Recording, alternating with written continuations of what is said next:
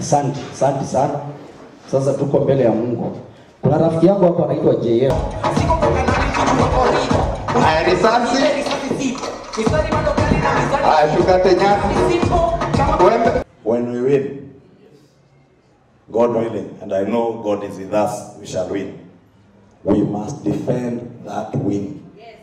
We will defend it. If we all have to sit in that Supreme Court with our supporters, in the millions of them, we will sit there and defend our will and our desire to be led by a democratically elected government. Lakini ya mwisho hakuna serikali ya nusu mkate.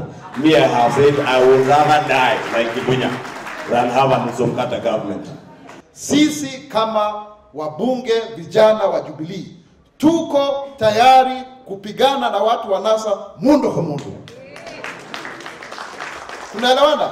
Hiyo ya bunge na ya rallies na nini hiyo mtuachie. Lakini kuna mtu kama Josiah who is a grassroots mobilizer, can't you fuel his car aingie Gashororo ama atumie Duthi to go and meet those people who did not go to the ballot? That is my challenge to you.